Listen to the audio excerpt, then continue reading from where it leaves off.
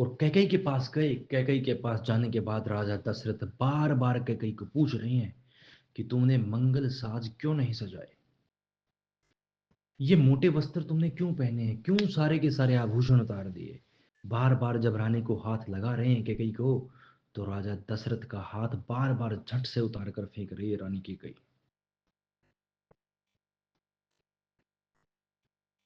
कोप भवन में रानी कैकेयी ने सारे त्रिया चरित्र किए। त्रिया चरित्र क्या होता है? त्रिया जो शब्द है, त्रिया का मतलब होता है स्त्री। चरित्र उसका स्वभाव, यानी कि स्त्री का स्वभाव। त्रिया चरित्र मनुष्य भाग्यम देवो न जानाति कुतो मनुष्यम। त्रिया का चरित्र यानी कि स्त्री का स्वभाव, स्त्री का चरित्र और मनुष्य का भाग्य देवता भी नहीं जान सकते, मनुष्य की तो बात ही क्या है।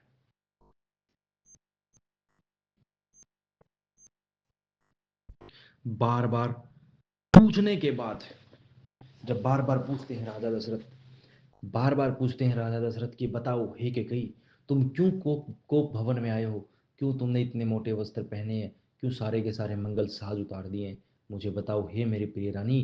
कहो तो किस राजा को कंगाल कर दूं, कहो तो किस कंगाल को राजा कर दूं। मेरे कुटुंब, मेरे भाई, मेरी प्रजा, मेरे पुत्र, मेरे प्राण, सब कुछ तुम्हारे वश में है, सब कुछ तुम्हारे अधीन है। तुम कहो तो मैं अपने प्राण तक तुम्हें दे दूं। तुम मुझे बोलकर क्यों नहीं कहती हो? राजा ने कहा कि मैं 100 बार राम की सौगंध कहकर कहता हूं कि तुम मांगो, मैं तुम्हें वही वस्तु लाकर दे दूंगा। राम से प्यारा मुझे कुछ भी नहीं है, वह मेरा ज्येष्ठ पुत्र है। मंत्रा की बात को ध्यान में देते हुए रानी बड़ी खुश होती है। जिस प्रकार भिलनी को मृग दिख जाता है और वह उसके लिए फंदा तैयार करती है, वैसे ही अपने मन में विचारों का एक जाल बुनती है रानी, जाल गढ़ती है कि अब आगे राजा को क्या शब्द कहने हैं। राम की सौगंध खाते ही उसका शरीर पुलकित हो गया, मानो वह अंदर ही अंदर बहुत खुश हुई, बहुत हर्षित हुई, उसकी रोमावली खड़ी हुई। क्यों? क्योंकि उसको लगता था कि अब भरत राजा होंगे। उसने कहा कि महाराज, आप भूलते बहुत हैं। आपने मुझे 2 वर दिए थे। आपने मुझे कहा कि कैकेयी तुम कभी भी अपने 2 वरदान मांग लेना, और मैंने वो 2 वरदान आज तक मांगे नहीं, और आप उन 2 वरदानों को भूल चुके हैं। राजा ने कहा कि 2 क्यों, आप 4 मांग लीजिए। मैंने कहा कि रघुकुल की यही रीत है, प्राण जाए पर वचन न जाए। तुम मांगो तो मैं अपने प्राण भी दे दूं। मंत्रा की बात को ध्यान में धरते हुए कैकेयी ने तुरंत ही कहा कि आप मुझे 2 वर दीजिए।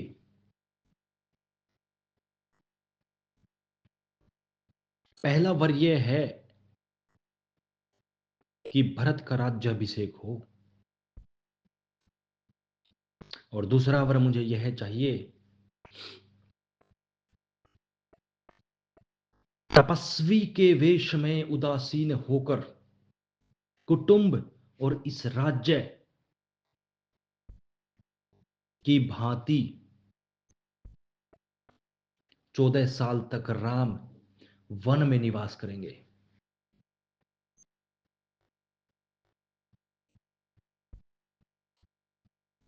महाराज ने जब यह बात सुनी तो उन्होंने दोनों हाथ अपनी आंखों पर रख लिए, उन्होंने अपनी आंखें मूंद ली।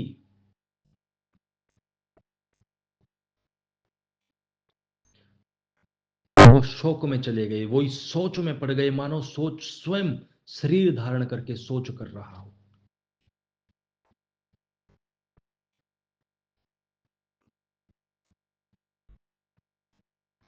कुछ कहने नहीं बनता।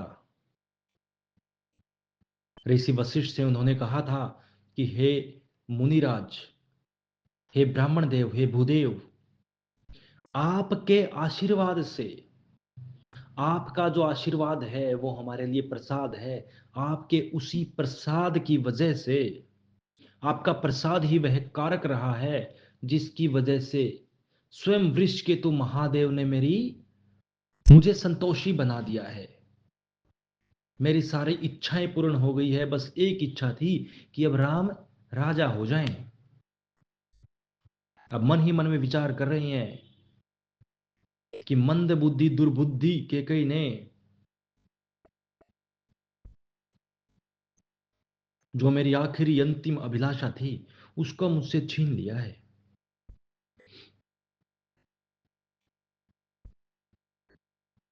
काफी देर तक शोक में रहे राजा, और रघुकुल की रीति याद की। और इस प्रकार जब उन्होंने शोक में देखा रानी केकई ने महाराज को, तो वो बोली कि आप रघुकुल के वंशज हैं। राजा शिभी,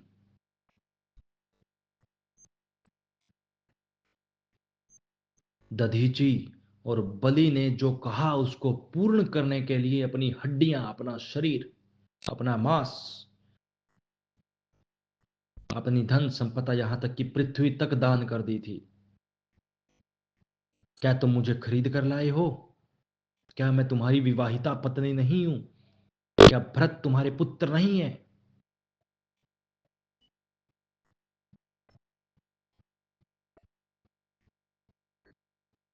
राजा धर्म संकट में था। राजा ने आंखें खोली, और जो होनहार है, यानी कि जो होने के वश में है, जो होगा, होने को कोई टाल नहीं सकता, ऐसा सोचकर राजा ने प्रिय वचनों से कहा, हे सुमुखी सुलोचना, हे कोयल बहिनी, हे गजगामिनी, हे भामिनी, तुम मेरी प्रिय पत्नी हो। मैं 100 बार राम की सौगंध खाकर कहता हूं कि मैं कल ही अवश्य दूत भेजकर राम कल ही अवश्य दूत भेजकर भरत और शत्रुघ्न को अपने ननिहाल से बुलवा लूंगा, और जल्दी ही ब्राह्मणों से शुभ मुहूर्त, शुभ घड़ी, शुभ दिन और शुभ समय शोधवा दूंगा, और शोधवा कर भरत का राज तिलक कर दूंगा। भरत राजा होंगे। किंतु दूसरे वर को सोचकर कि राम उदासीन होकर 14 साल तक वन में विरक्त विरह करेंगे, क्योंकि राम तो उनके बालक हैं, वो भी ज्येष्ठ, तो उनको लगता है कि राम वनवास में विरह करेंगे। उनको नहीं पता कि राम की आगे क्या क्या लीलाएं होने वाली। राम का जन्म क्यों हुआ? राजा दशरथ, वैसे तो राजा दशरथ को पता है, लेकिन पुत्र के रूप में जन्म हुआ तो उनका वात्सल्य इतना अधिक है कि उनकी समझ से परे हैं चीजें, कि राम का जन्म के बाद जो जो उनकी लीलाएं होनी है, जो जो क्रियाएं होनी है, समझ नहीं पा रहे राजा दशरथ उन चीजों को। मोह के वश में हैं पुत्रों के। रानी को कहा कि मेरी 2 आंखें हैं, और दोनों आंखों के समान मेरे लिए राम और भरत हैं। जितने मुझे राम प्रिय हैं उतने ही मुझे भरत प्रिय हैं। राम को राज्य का लोभ नहीं है, वो तो मैंने ही राजनीति का पालन करना उचित समझा। जिस प्रकार राजनीति में बड़े को राज तिलक किया जाता है, उसी प्रकार मैंने करना चाहा। अन्यथा राम को राज्य का लोभ नहीं है। और कौशल्या ने मुझे इस विषय में कुछ भी नहीं कहा, उसका कोई दोष नहीं। जो रीत है उसके अनुसार मैं कार्य कर रहा था। लेकिन तुमने जो दूसरा वचन मांगा है, उससे मेरा हृदय कुम्हार के आवे की तरह जल रहा है।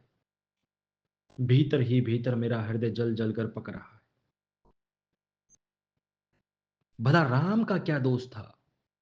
अब सचमुच दिल लगी से या वास्तव में या क्रोध में, जैसे भी तूने कहा है मुझे नहीं पता, लेकिन मुझे यह बताकर कहो कि राम का क्या दोष है।